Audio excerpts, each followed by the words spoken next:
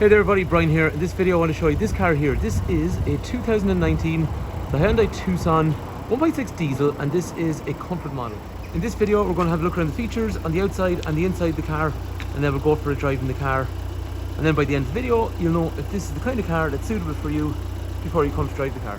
If there's any information you want on this car beforehand, 086 843 1945, call, text, WhatsApp. I'll go through information on the car, information on trading in the car, financing, or whatever you want to know. Anyway, so these Tucsons, we are a main Hyundai dealer, family run business in operation for almost 70 years, and the Hyundai brand in this county has been the best selling car as long as we've been doing it, since about 2012. So these are a really super excellent car for so many reasons. They're high off the ground, they look nice, they drive good, and that's why people like them. This one, I think, in a micron grey is a really nice colour. I love things like, we'll have a look around some of the stuff on the outside. So I like the way you can have a daytime running light, but you can also leave the parking light on. I think it looks really cool when you leave the two of them together. So this being a comfort then, there is a slatted grille that goes from left to right on the other models. The Comfort has a big black grille with this kind of brushed aluminium surround. I think it looks really well. The wheels are a 16-inch wheel, okay? The good news on a 16-inch wheel, so yeah, fair enough, there is models that come with 17 inches and 19 inches. But the 16-inch wheel is an easy type of tyre to replace.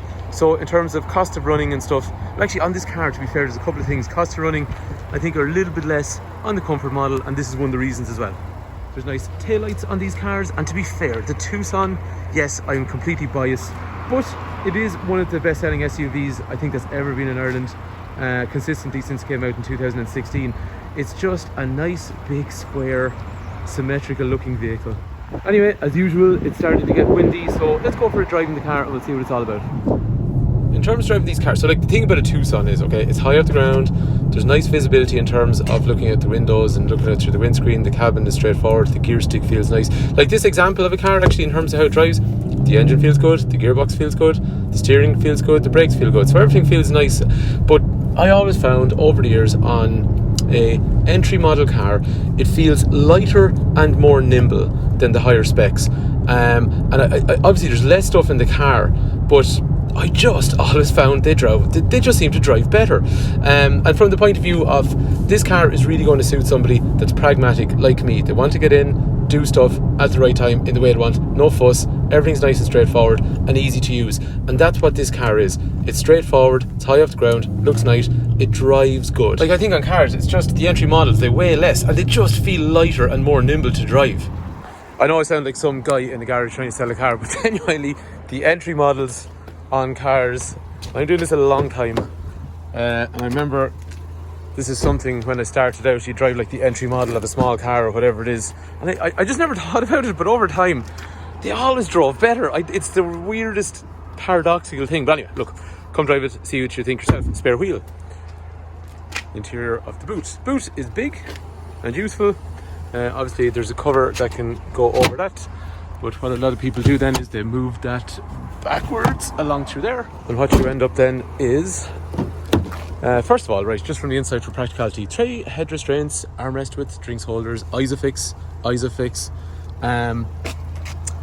this here, right, so see the way I've let the cover back, I now can lift that, and when I do, it's actually allowing me to adjust the seat backwards. So when you sit in one of these and somebody has adjusted the seat, say you got a Cork or something like that, do I look comfortable? Do I look really comfortable? Yes, this is savage, like, and you could doze off, it's lovely.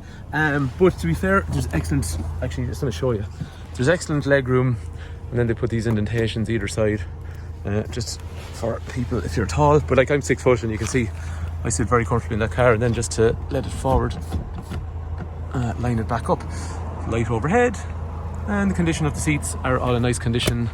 Then they have those kangaroo pouches, child lock over here, child lock for the window, but it is electric also if you want as well. Moving up front, there is electrics for windows and electrics for mirrors, height adjustable seat, rake reach steering, so it goes in and out and up and down as well. And then the cabin, as you saw when we were driving, so there is trip meter, average speed, fuel efficiency, what tire pressure is in each tire, cruise control, so you can set your speed, take your foot off the accelerator, let the car pull you along, or you can have a speed limiter rider if you want. Bluetooth over through here, volume controls for radio.